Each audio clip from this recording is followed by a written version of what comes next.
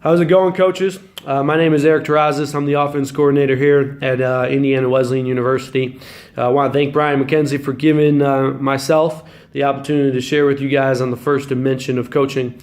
And specifically, I want to talk about quarterback play and some of the things that we look for in quarterbacks, but also things that obviously we work on throughout the course of the year when we develop our quarterbacks. So I'm going to give you three things that we do here at Indiana Wesleyan University and things that we constantly work on.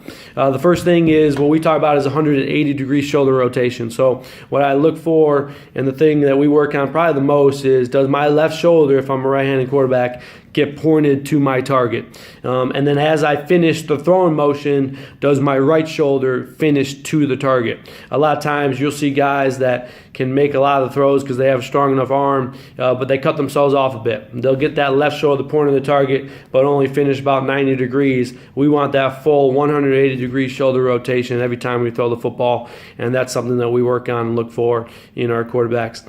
The second thing that I talk about a lot is what we call opening up the gate. So does my lead toe, does my lead foot point to the target as I throw? So my left foot, if I'm a right-handed quarterback, do I get that open enough to be pointed to the target? A lot of times, obviously, guys struggle more throwing to the left than they do throwing to the right. But what you'll see is that left toe, if it's not pointing to the target, they're closing themselves off, which is causing them to, one, not be able to get that 180-degree shoulder rotation, but also it starts to have them throw across their body a little bit more, which limits their ability to get life on the ball, but it also obviously limits their accuracy as well as they're throwing the football. And then the third phase or third thing that we look for is whether or not a quarterback locks out their front knee.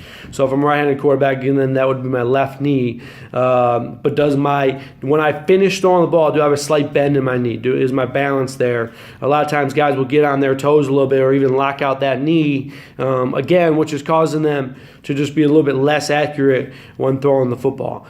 So we do a lot of drill work. We do a lot of medicine ball work for balance and to work on some of that bottom throwing mechanical stuff. But we also obviously do a lot of throwing cycles and mechanics to work on those type of techniques with our quarterbacks. I think those three things, obviously there's a ton that you can work on, but those three things specifically are things that we constantly, everyday work here at Indiana Wesleyan. So again, I want to thank Brian for giving me the opportunity to share with you guys on quarterback play today. FCA has been a tremendous ministry in my life, ever since I started being involved as a freshman in high school, and it's done some amazing things in my life. So I appreciate the ministry of FCA, and I appreciate what Brian's doing with FCA football. Thanks again.